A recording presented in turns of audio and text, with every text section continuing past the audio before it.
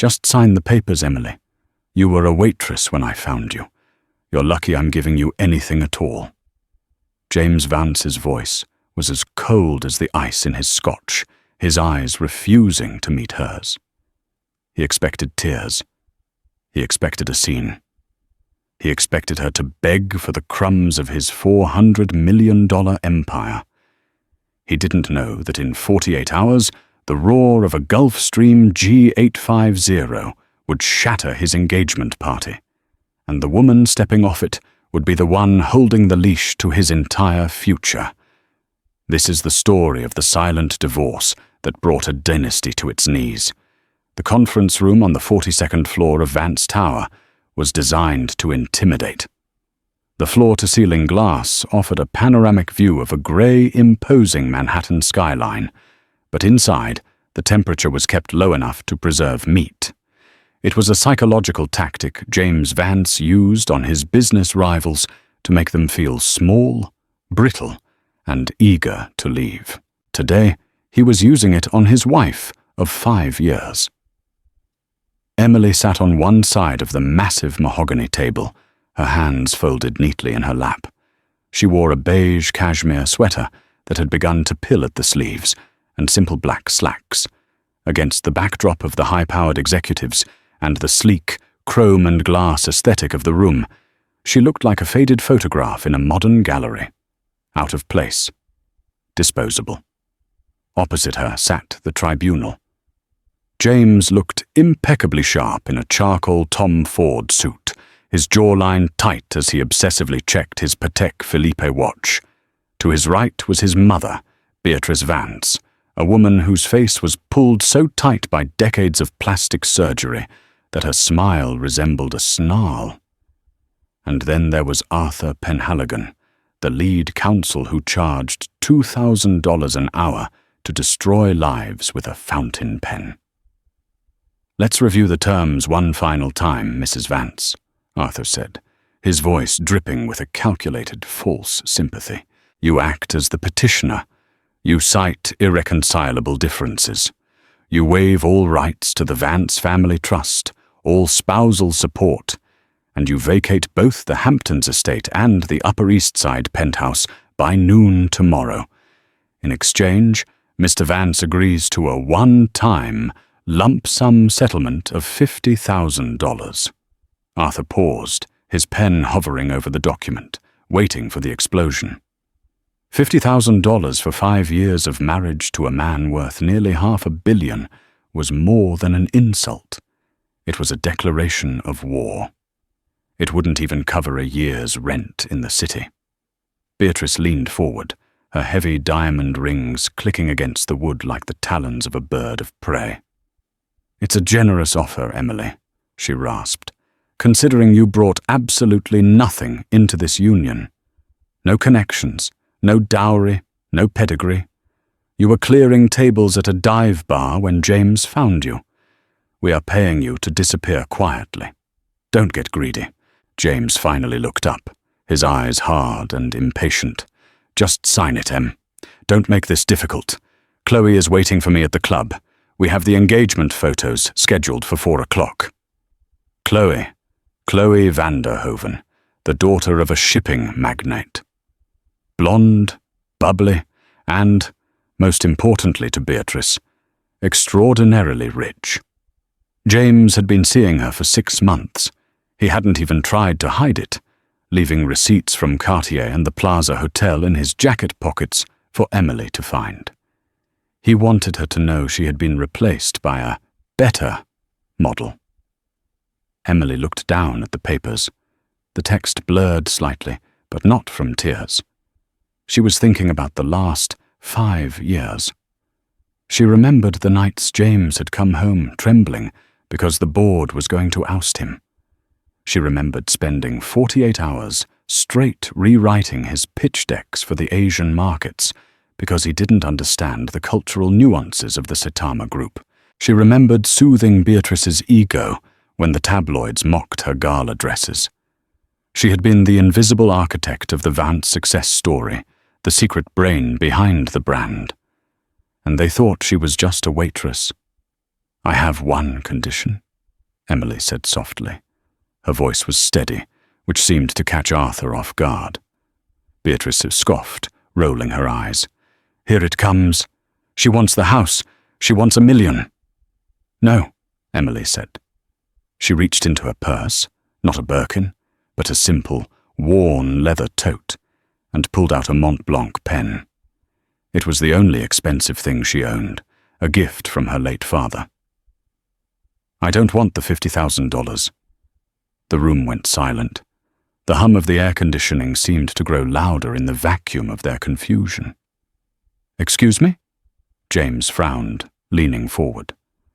"I don't want your money, James," Emily repeated, looking him directly in the eye. "I want a clean break. I want my name removed from all Vance Enterprises documentation, including the silent partner clauses in the charitable trusts. And I want the non-disclosure agreement regarding my background to be mutual. If I can't talk about your family, you can't talk about mine." Arthur narrowed his eyes. He smelled a trap, but for the life of him, he couldn't see it. A mutual NDA was standard procedure. Refusing the money, however, was insanity. "You're refusing the settlement?" Arthur asked.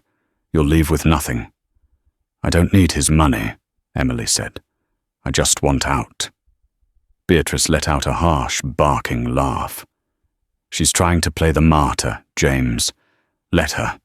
It saves us 50 grand. Write it up, Arthur, before she changes her mind." James looked at her with a flicker of something. Was it pity? "Emily, you have nowhere to go. You haven't worked in 5 years. You don't even have a degree. Take the money." "I'll be fine," she replied. Arthur quickly scribbled the amendments. He pushed the revised document toward her. Emily didn't hesitate. She didn't look at the view she was losing, and she didn't look at the man she had once loved enough to leave her own world behind. She signed her name with an elegant, aristocratic scroll, a signature she hadn't used in half a decade. Emily Ashford. Technically, her legal name was still Vance until the filing, but her signature was her true identity. She stood up, tucked her pen away, and headed for the door. "You have 24 hours to vacate the penthouse," Beatrice snapped after her. "My bags are already in the lobby," Emily said without turning around. "I won't be returning." At the door, she paused. She looked back at James, who was already back on his phone, likely texting Chloe about the easy win. "James," she said quietly. He glanced up. "Be careful with the Tokyo deal next week. The Saitama Group values honor over aggressive profit. If you use the strategy Arthur drafted, they'll walk away before the first course is served." James rolled his eyes. "I think I know how to run my company, Emily. Goodbye." Emily nodded once, opened the heavy oak door, and walked out. As the door clicked shut, she heard Beatrice's voice ring out. "Finally, the trash has taken itself out. Now, James, call Chloe. The Vanderhovens are expecting a spectacle." James felt a strange, sudden knot in his stomach. Usually, closing a deal felt like a victory. This felt like he had just sold something priceless for pennies, but he couldn't quite figure out what it was. Emily walked out of the Vance Tower and into the freezing New York drizzle. She didn't have an umbrella. She didn't hail a cab. She walked 2 blocks north, turned a corner, and stopped in front of a blacked-out Range Rover Sentinel that had been idling at the curb. The rear door opened before she even reached for the handle. A massive man in a suit that cost more than James's car stepped out, holding a large black umbrella over her head. "Mademoiselle," the man said, his French accent thick and respectful. "It is done?" "It's done, Pascal," Emily said, sliding into the warm, leather-scented interior. She leaned her head back and closed her eyes as the waitress facade finally began to crumble, revealing the steel beneath. "Drive to Teterboro. Julian is waiting." Teterboro Airport was the playground of the 1%, but the private hangar Emily arrived at was reserved for the 0.01%. As the Range Rover rolled onto the tarmac, the floodlights caught the sleek, matte black fuselage of a Gulfstream G850. It didn't bear the standard white and gold livery of corporate jets. It looked like a shadow carved from the night. Pascal opened the door, and the roar of the engines, already idling, filled the air. A man descended the stairs of the jet with an effortless, predatory grace. Julian Thorne. At 42, Julian was a legend in the financial world, a ghost who owned shipping lines, tech conglomerates, and rare earth mines across 3 continents. While James Vance chased headlines and social status, Julian chased power. He was dressed in a navy suit, no tie, the top button of his white shirt undone. His eyes, the color of a winter sea, softened the moment they landed on Emily. Emily stepped out of the car, her pilled sweater and tired slacks looking even more out of place against the backdrop of a $65 million machine. Julian crossed the tarmac in long strides and pulled her into a crushing embrace. "I've got you," he whispered into her hair, his voice a deep, grounding rumble. "I've got you, Em." For the first time since she had walked into that ice-cold conference room, Emily felt her composure crack. The tears she had denied James soaked into Julian's expensive shirt. She felt small, exhausted, and desperately human. "I feel like such a fool, Julian," she choked out. "I tried so hard to be what he wanted. I tried to build him a throne, and he used it to look down on me." Julian pulled back, his hands cupping her face. His thumbs wiped away the salt on her cheeks. "You fell in love, Emily. There is no shame in having a heart. But you fell in love with a man who loves his own reflection more than anything else. That is his failure, not yours." "He treated me like a servant," she said, her voice hardening as the grief began to transform into something colder, sharper. "His mother called me a gutter rat. And James, he checked his watch. He checked his watch while the lawyer was taking away my home." Julian's eyes darkened, a dangerous promise glinting in them. "The watch he's so proud of? I'll make sure he's selling it for rent money by the end of the quarter. But for now, we have a flight to catch. Monaco is waiting." They walked up the stairs into the jet. The interior was a sanctuary of cream leather, polished walnut, and gold fixtures. As the jet taxied toward the runway, Pascal handed Emily a secure satellite phone. "It's already been done, mademoiselle," Pascal noted. "The moment you signed, the server migration began." Emily sat by the window, watching the lights of New York City shrink beneath them. She dialed a number from memory. "Status report," she said. Her voice was no longer the soft, submissive tone of Emily Vance. It was the voice of the woman who had graduated top of her class at Oxford under a pseudonym, the woman who had managed the Ashford family's offshore liquidity before she turned 25. "Everything is according to plan, Miss Ashford," a voice on the other end replied. "EV Consulting has officially terminated the licensing agreement with Vance Enterprises. Since James Vance failed to renew the proprietary back-end contracts, thinking they were standard company assets, he has no legal right to the Saitama pitch decks or the logistics software. And the Tokyo deal? The Saitama Group has already been notified that their primary contact has left the firm. They are displeased." Emily hung up and leaned back. Julian offered her a glass of vintage Dom Perignon. "You're worried about the workers, aren't you?" Emily sighed. "If the Tokyo deal collapses, James will try to cover the loss by gutting the manufacturing plant in Ohio. 3,000 families depend on those jobs. James leveraged their pension fund to finance his Hamptons renovation. He's a parasite, Julian." "Then we don't just let the deal collapse," Julian said, sitting opposite her. "We buy the debt." Emily raised an eyebrow. "James took out a $300 million mezzanine loan to fund the expansion. It's high risk. If he defaults, the creditor can seize control. Exactly, Julian smiled. It was a shark's smile. I'll have my shell company, Phoenix Holdings, buy that debt tomorrow morning.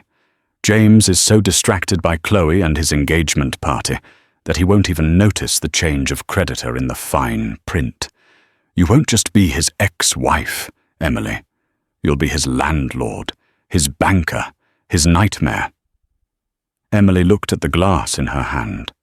For 5 years, she had made herself small so James could feel big. She had dimmed her light so he could shine.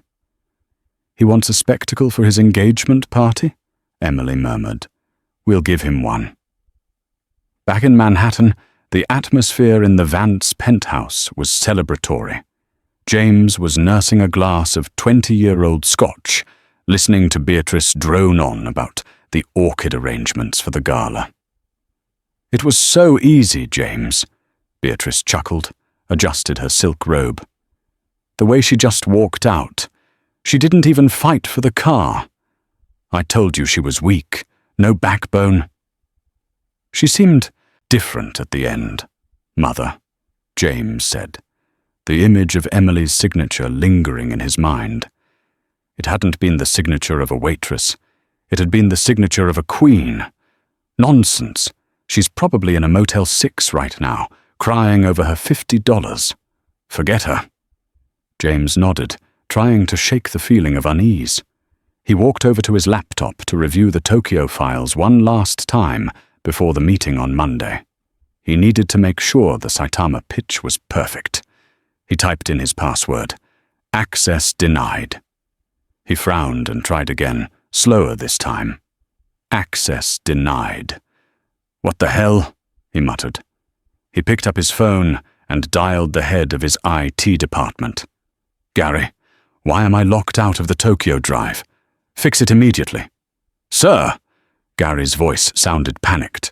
We're looking into it, but it's not just you. The entire drive is gone. It's like the server it was hosted on just vanished. What do you mean, vanished? I was looking at those files this morning. Sir, those files weren't on our internal servers. They were being mirrored from an external source called EV Consulting. We thought it was a subsidiary of yours. But 10 minutes ago, the user account associated with it revoked all access and initiated a remote wipe. James felt the blood drain from his face. EV, Emily Vance. Restore it from the backup, James roared. We can't, sir. We never had the physical data. We were just guests on their system. Whoever owns EV Consulting just pulled the plug. James slammed the laptop shut. That petty little bitch, he hissed. He thought she had deleted them out of spite. He didn't realize she hadn't deleted them. She had simply taken back what was hers. He poured another scotch, his hand shaking. It doesn't matter, he told himself. I'm James Vance. I don't need her notes. I'll rewrite the whole thing by Monday. But as he looked out at the city, the lights of the skyscrapers seemed a little colder, and the silence of the penthouse felt like the beginning of a long, dark winter.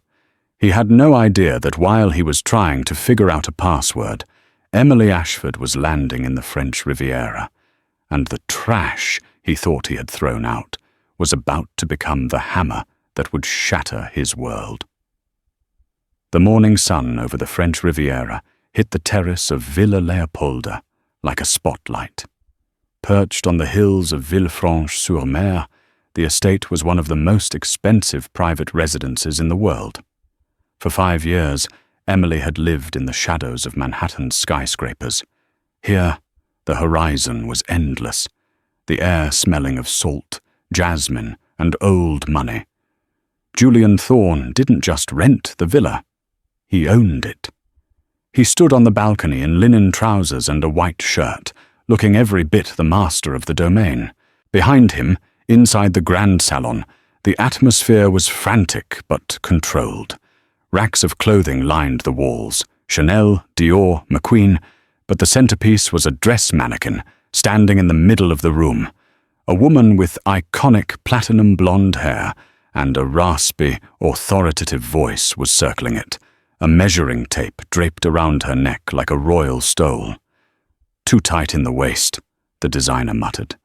"She needs to breathe, but she also needs to destroy him. It is a fine line between a queen and an executioner." Emily stepped out of the dressing room, wrapped in a silk robe that cost more than the settlement check James had offered her. For 5 years, she had worn muted colors, sensible shoes, and a personality that didn't take up too much space. Today, she felt the weight of her own name returning to her. "Donatella, it's beautiful," Emily said, her voice gaining a new, rhythmic confidence. "It is not just beautiful, Cara," the designer replied, turning to face her. "It is armor. Julian told me the story. This man, this Vance, he tried to make you invisible. So, we make you impossible to miss." The fabric was a custom creation, a deep, midnight blue velvet that seemed to absorb the light. It was embellished with thousands of crushed sapphires along the neckline and a slit that went dangerously high up the thigh. It was elegant, regal, and utterly terrifying. Julian walked in, holding a tablet. "The debt acquisition is complete," he announced calmly. Emily turned, her eyes wide. "Already?" "It was remarkably easy," Julian said, pouring himself an espresso. "James financed the Tokyo expansion through a high-risk mezzanine loan from a private equity firm in Zurich. The firm was already nervous. Rumors of his impending divorce and erratic behavior had reached them. When my shell company, Phoenix Holdings, offered to buy the debt at par value, they practically threw the papers at me. "So, you own him," Emily whispered. "Technically you own him," Julian corrected, sliding the tablet toward her. "I put the holding company in your name, Emily. You are the lead creditor. If James misses a single covenant requirement, which he will, because he doesn't read the fine print without you, you have the right to call the loan immediately. That's $300 million due within 24 hours. "He doesn't have the liquidity," Emily murmured, a ghost of a smile playing on her lips. "He spent his cash reserves on the Hamptons renovation and the 10-carat diamond for Chloe." "Exactly. He would have to liquidate his personal assets. The penthouse, the yacht, the company shares. You hold the axe, Emily. You just have to decide when to swing it." Back in New York, the temperature in the Vance Tower boardroom was even colder than the day of the divorce. But this time, James was the one sweating. The representatives from the Saitama group sat across from him, their faces like stone. James had spent the last 48 hours trying to recreate the pitch decks Emily had stolen, but he realized too late that he didn't actually know the data. He knew the broad strokes, the flashy promises, but he lacked the intricate cultural connective tissue that Emily had woven into every slide. "Mr. Vance?" the lead negotiator, Mr. Sato said through an interpreter. "The documents you have presented today differ significantly from the preliminary versions we reviewed last month. The tone is aggressive. It lacks the way, the harmony we discussed with your assistant, Emily." James bristled. "Emily was my wife, not my assistant, and she is no longer with the firm. I am the CEO. I make the decisions." Mr. Sato's eyes narrowed. In Japanese business culture, the sudden and disrespectful dismissal of a key partner, especially one who had handled their accounts with such grace, was a massive red flag. "The strategy you propose," Sato continued, "involves gutting the Ohio plant to increase short-term margins. This was not the agreement. We value stability and the welfare of the workforce." "The workforce is my concern, not yours," James snapped, his frustration boiling over. He was tired. He was hungover from an engagement dinner the night before, and he was losing his patience. "The margins are what matter for the merger. Do you want the deal or not?" Arthur Penhaligon, sitting next to James, felt a chill go down his spine. He reached out to touch James's arm, a silent plea to stop, but it was too late. Mr. Sato stood up. The rest of the Saitama delegation followed in perfect unison. "We do not," Sato said, this time without the interpreter. His English was perfect, a fact James hadn't even bothered to learn.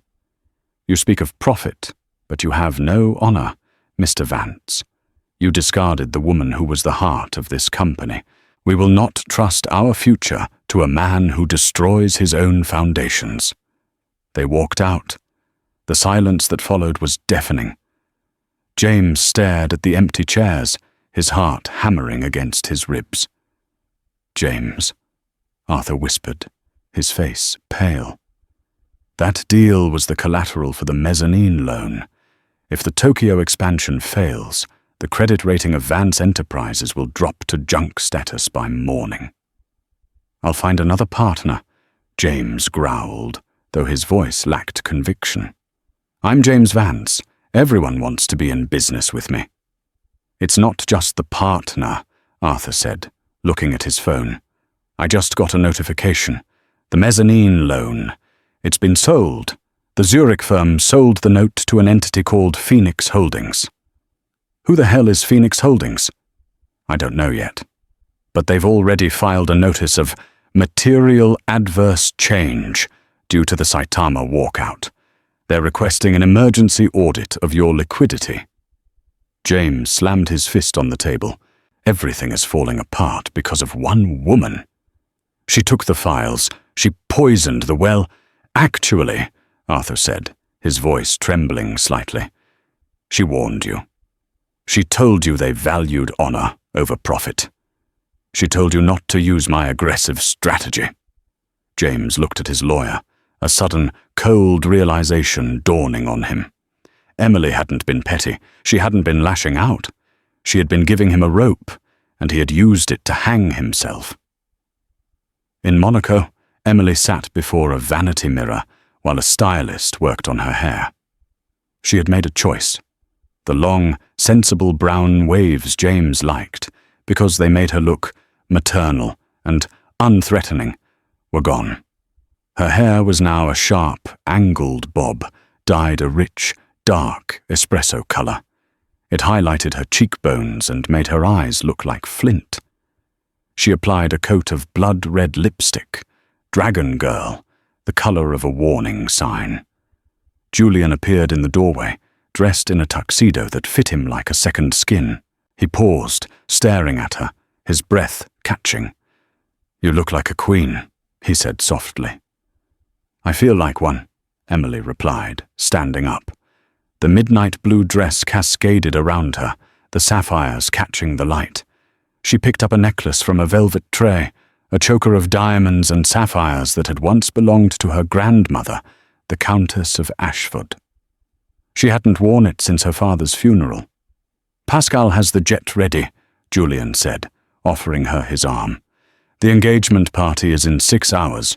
We land right as the speeches begin." Emily took his arm, her hand steady. "Let's go crash a wedding," she said. The Vance estate in the Hamptons was designed to intimidate.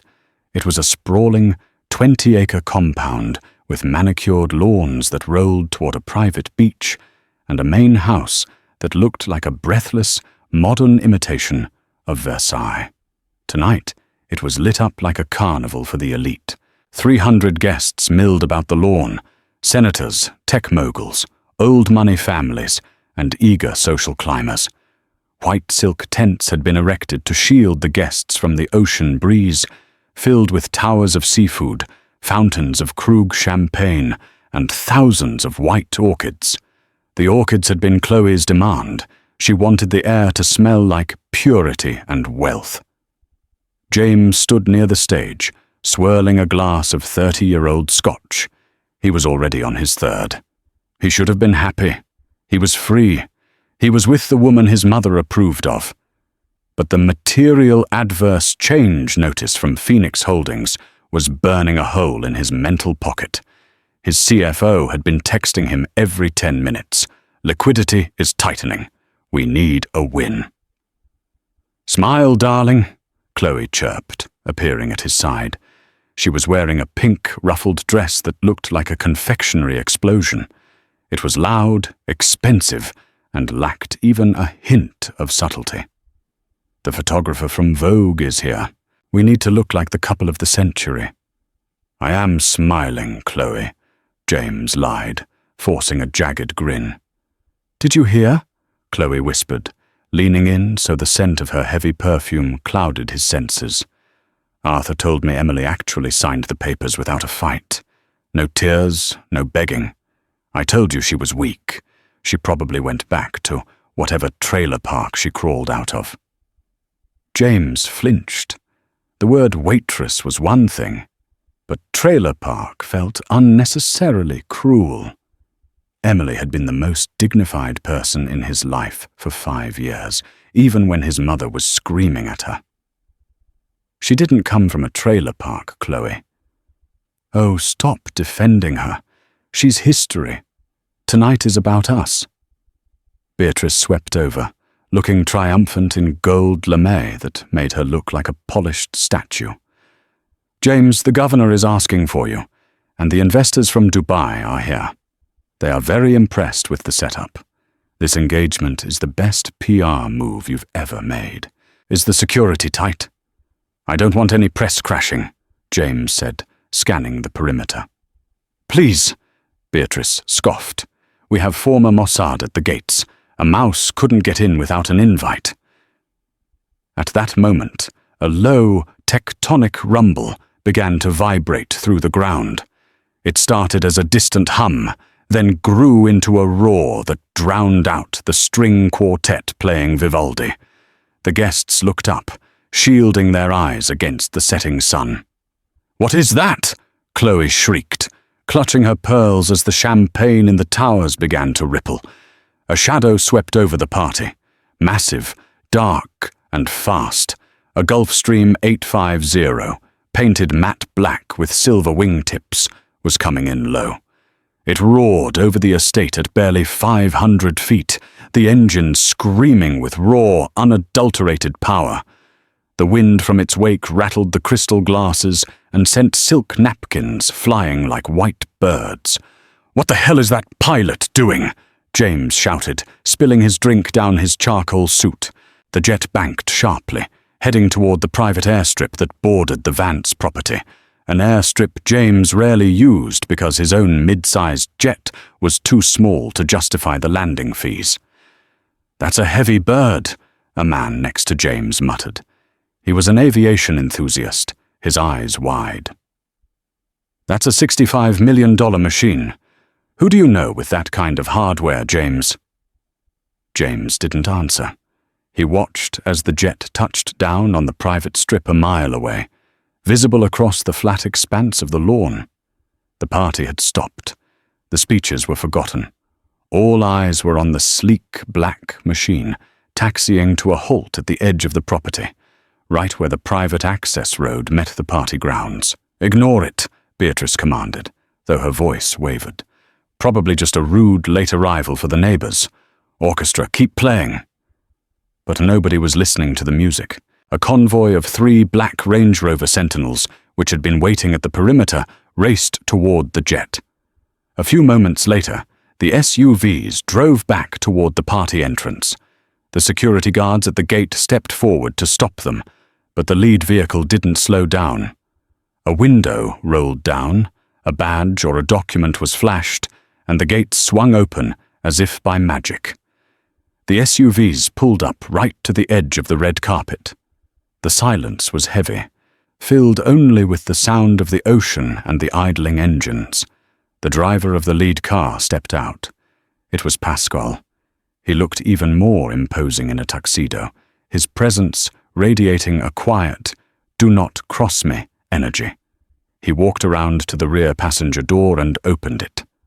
First, a cane emerged, a sleek black cane with a silver handle shaped like a wolf's head. Then, Julian Thorne stepped out. A collective gasp rippled through the crowd. Julian was a myth in New York. he never attended social events. He was the man who ate competitors for breakfast and disappeared before the bill arrived. "Is that Julian Thorne?" the governor whispered, leaning toward his aide. "I've been trying to get a meeting with him for 2 years." Julian stood by the door and held out his hand. A woman's leg appeared. A stiletto heel in sapphire silk clicked onto the pavement. When Emily rose from the car, the silence broke into 100 frantic whispers. "Is that? No, it can't be. Look at that dress. Is that Emily Vance?" She stood tall, the midnight blue velvet hugging her curves, the sapphires catching the floodlights like fallen stars. Her dark bob was sharp, her red lips curved in a mysterious, unbothered smile. She didn't look like the woman who had organized charity bake sales in sensible sweaters. She looked like a deity of vengeance who had come to claim her tithe. James felt the blood drain from his face. The glass in his hand slipped, shattering on the stone patio, but the sound was lost in the commotion. "Emily," he choked out. Beatrice marched forward, her face turning a violent shade of purple. "This is a private event. Security! Remove this trespasser!" 2 security guards hesitated, then stepped toward Emily. Pascal simply moved into their path, crossing his massive arms. He didn't say a word. He just stared. The guards stopped instantly, sensing that moving forward would result in immediate hospitalization. Emily gently placed a hand on Pascal's arm to lower it. She looked past the guards, past Beatrice, locking eyes directly with James. "Beatrice," Emily said, her voice projecting clearly across the silent lawn. It was rich, resonant, and entirely stripped of its former subservience. "There is no need for a scene. We aren't crashing." She reached into a small, diamond-encrusted clutch and pulled out a thick, cream-colored envelope. "We received an invitation," she said, holding it up, "addressed to the occupant of the penthouse. Since the deed to the penthouse hasn't technically cleared the county clerk's office until Monday, I believe that occupant is still me." It was a technicality, a loophole. Beatrice had sent mass invites to all their properties for the staff to distribute, never dreaming Emily would be the one to open them. Julian stepped up beside her, placing a possessive hand on the small of her back. He looked at the crowd, his eyes cold and amused. "Good evening," Julian said, his voice smooth as aged bourbon. "I hope we aren't late. Emily was insisting we stop in Monaco to pick up something suitable to wear. You know how she is about standards." The governor pushed past James, his hand extended. Julian Thorne. My goodness, what a surprise." Julian nodded, shaking the man's hand, but keeping his focus on Emily. "Governor, have you met my partner? I believe you know Emily, but perhaps not this version of her." The crowd parted as Emily and Julian walked up the red carpet. They didn't walk like guests. They walked like they owned the ground beneath their feet. James stood frozen, his world tilting on its axis. Chloe was tugging at his arm, hissing, "Do something. She's wearing Versace. That's my designer." "James!" Emily stopped 3 feet from James. She smelled of expensive perfume and ozone.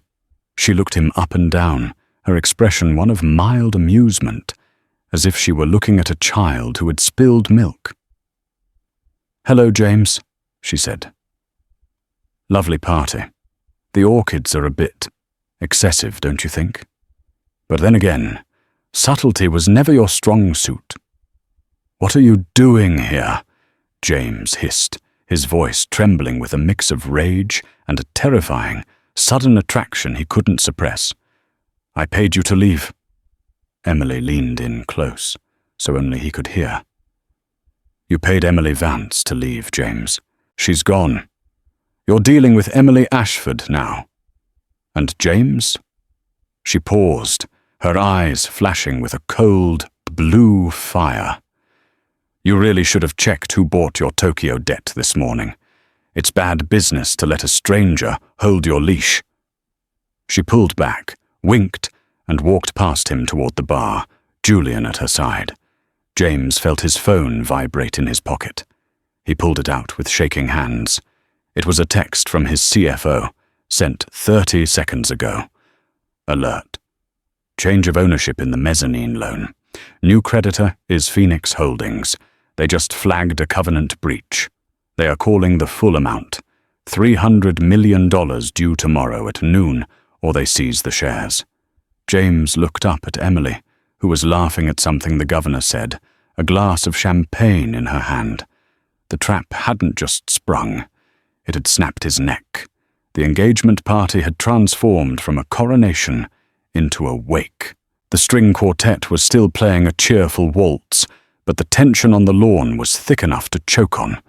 The socialites, who moments ago were clamoring for a selfie with Chloe, were now drifting toward the bar, not for drinks, but to be within earshot of Emily Ashford and Julian Thorne.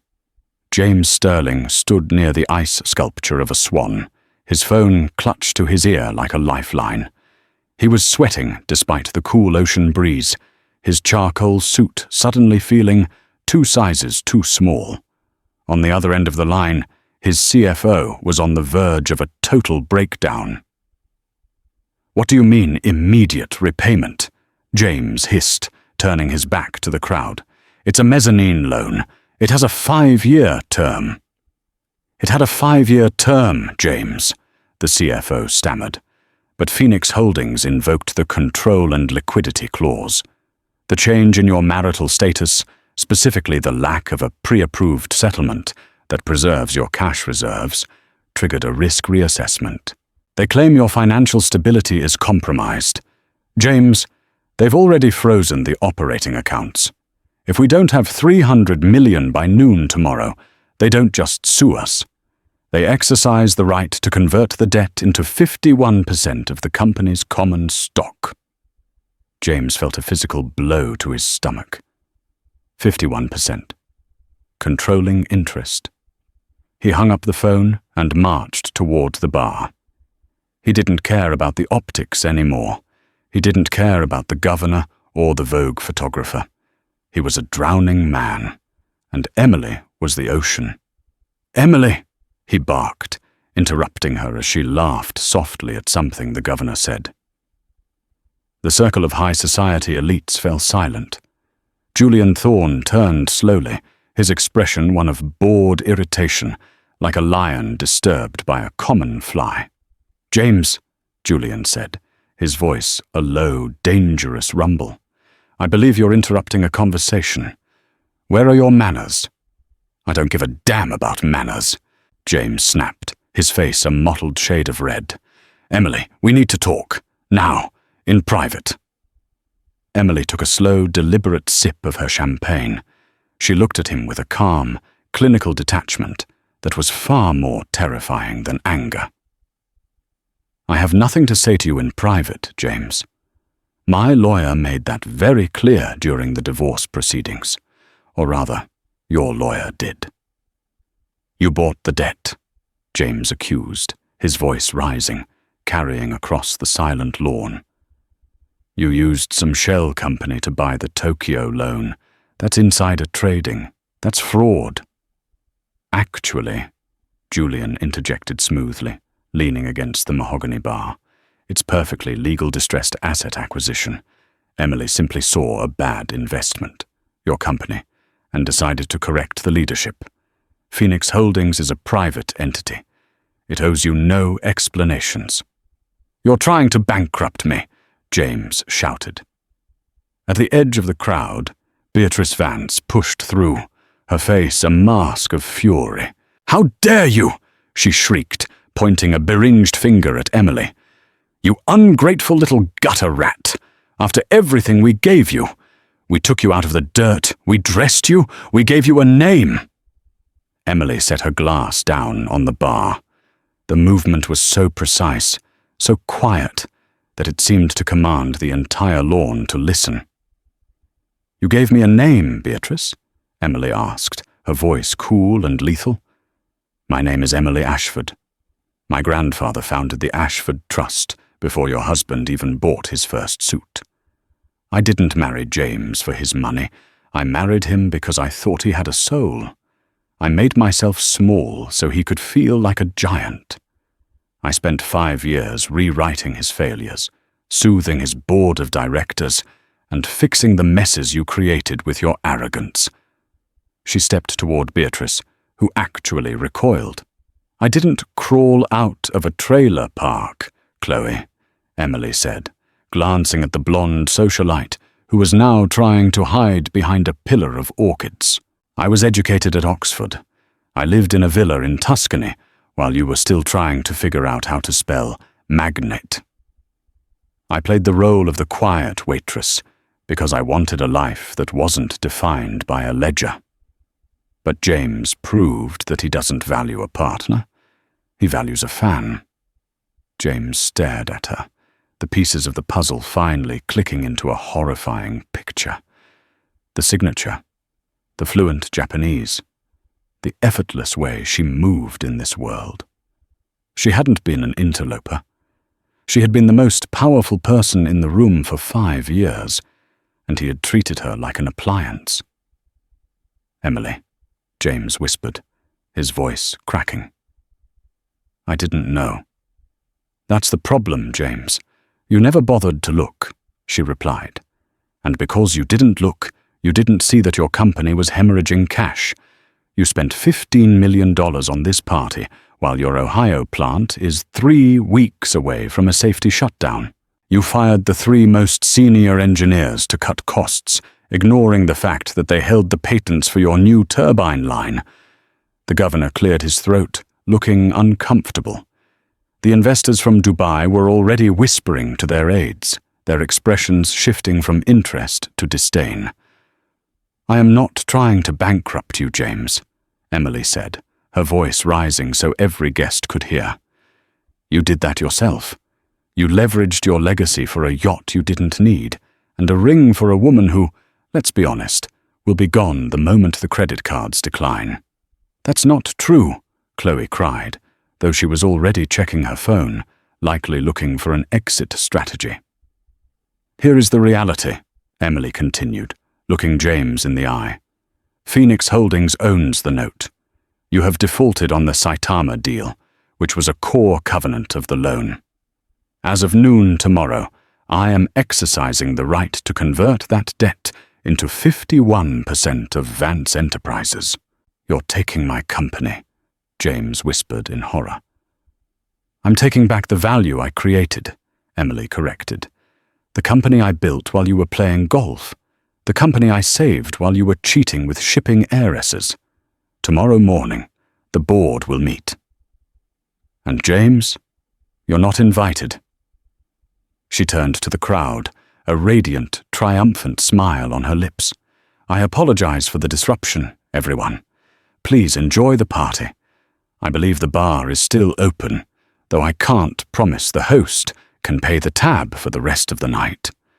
She turned to leave, Julian guiding her with a hand on her back. But the final knife twist came from Beatrice. The older woman, desperate and losing her grip on reality, lunged forward. "You bitch! You think you've won?" She raised her hand to strike Emily. The hand never connected. Pascal moved with the speed of a strike team operator, catching Beatrice's wrist in midair. He didn't squeeze, but the sheer power in his grip made her gasp. "I would not recommend that, madame," Pascal rumbled, his voice like grinding stones. "Let her go, Pascal," Emily said with pity. "She's not a threat. She's just a relic." As Emily and Julian walked toward the waiting Range Rovers, the string quartet finally stopped playing. The silence that followed was absolute, broken only by the sound of Chloe Vanderhoven loudly demanding her driver bring the car around immediately, without James. James stood alone in the center of the lawn, surrounded by thousands of white orchids that now looked like funeral flowers. He looked at the ring Chloe had just dropped on the grass, then up at the dark New York sky. The roar of the Gulf Stream G850 began again in the distance, a sound that signaled the end of his empire and the rise of a woman he had never truly known. He had signed the divorce quietly. He had no idea the world was about to hear Emily Ashford scream. The morning edition of the Wall Street Journal sat in the center of the glass conference table on the 42nd floor of Vance Tower. The headline was bold, unforgiving, and impossible to ignore. The Silent Coup. How Emily Ashford toppled the Vance empire in 21 days. The article was a masterpiece of investigative journalism, detailing the secret acquisition of the mezzanine debt and analyzing the change of control clauses that had triggered the default.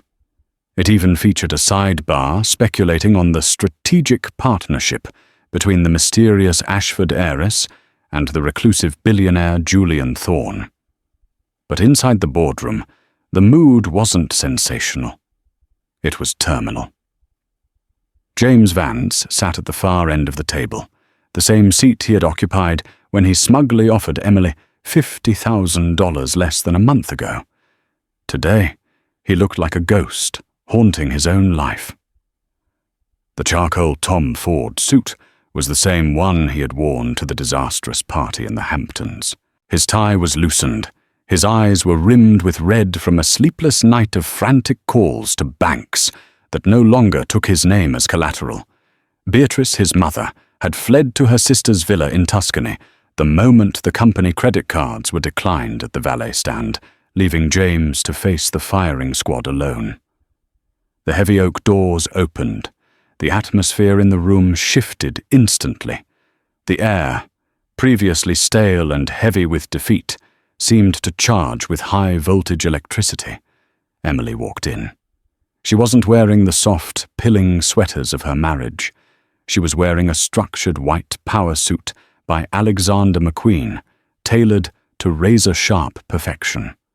Her dark bob was slicked back, revealing diamond studs that glittered like ice. To her right walked Julian Thorne, radiating a calm, predatory confidence. To her left walked Arthur Penhaligon.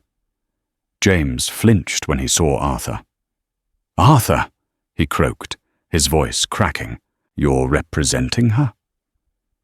Arthur didn't even look at James as he pulled out a chair for Emily at the head of the table, James's seat. "I represent the majority shareholder, James. My allegiance is to the entity, and as of 8 a.m. this morning, that entity is controlled by Emily Ashford." Emily sat down and placed her hands on the mahogany surface.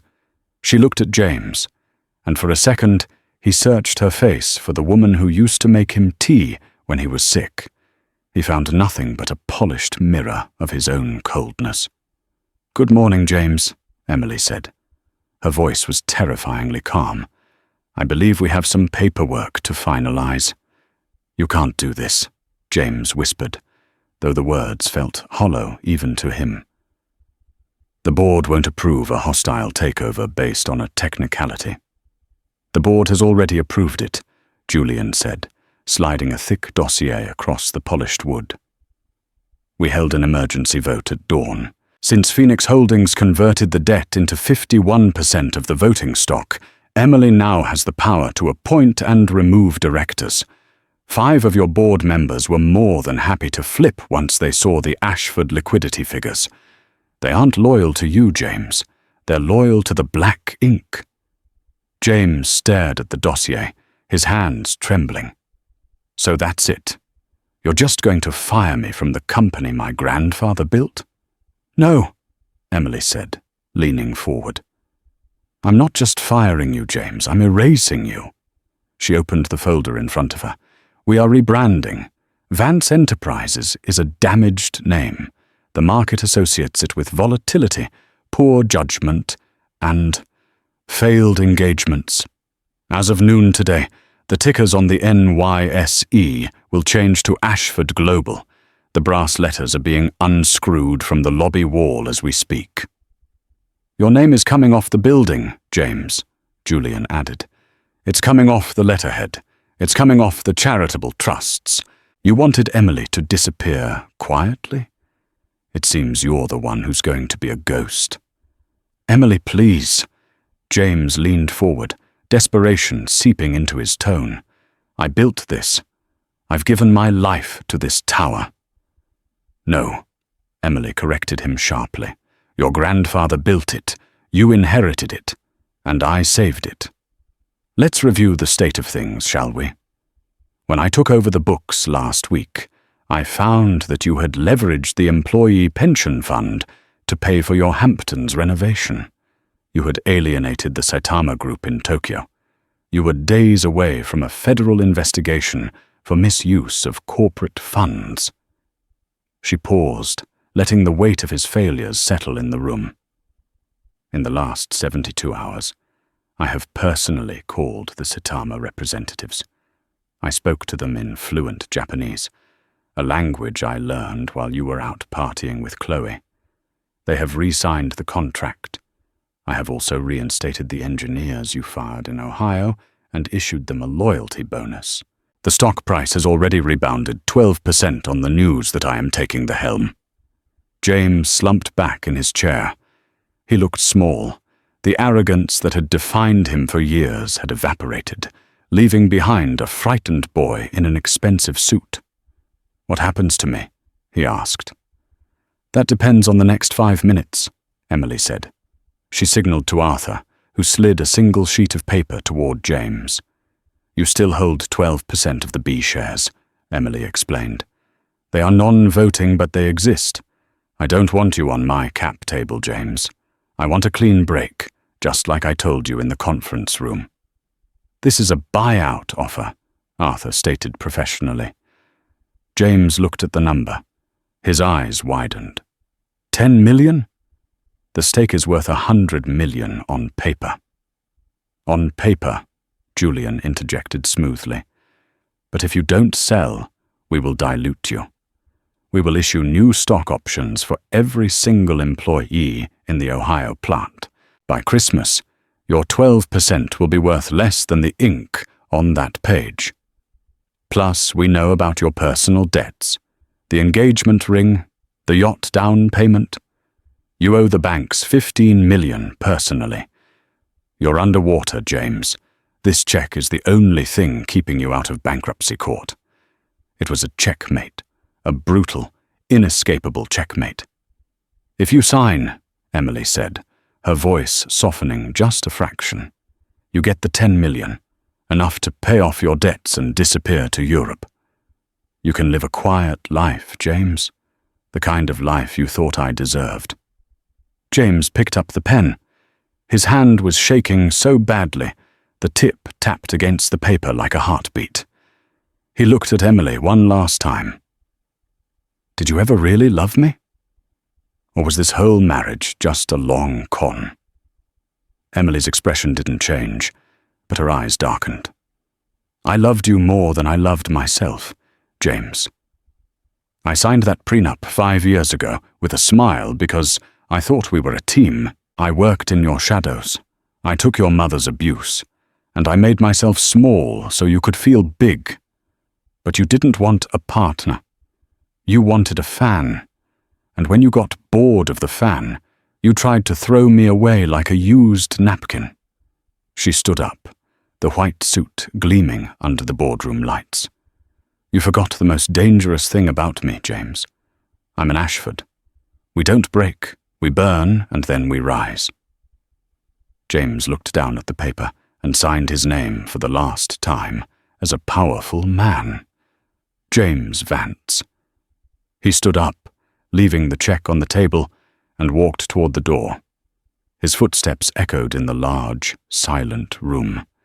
He paused at the threshold, looking back at the view of the city he once thought he owned.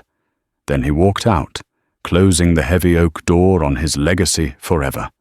The silence that followed was heavy, but it wasn't oppressive. "Well," Julian said, breaking the tension. He walked over to Emily and placed a hand on her shoulder. "That went better than I expected. I thought he might cry." "He wanted to," Emily said, letting out a long breath she felt like she had been holding for 5 years. She slumped slightly, the adrenaline fading to reveal a deep, bone-weary exhaustion. But crying requires a heart, Julian. James only has a ledger. Arthur stood up, buttoning his jacket. I'll file the transfer papers with the SEC immediately, Miss Ashford. Congratulations. You officially own the company. Thank you, Arthur, Emily said. And Arthur, make sure those bonuses for the Ohio plant are processed today. I want them to know that under Ashford Global, loyalty is the only currency that matters. As Arthur left, Emily turned to the window.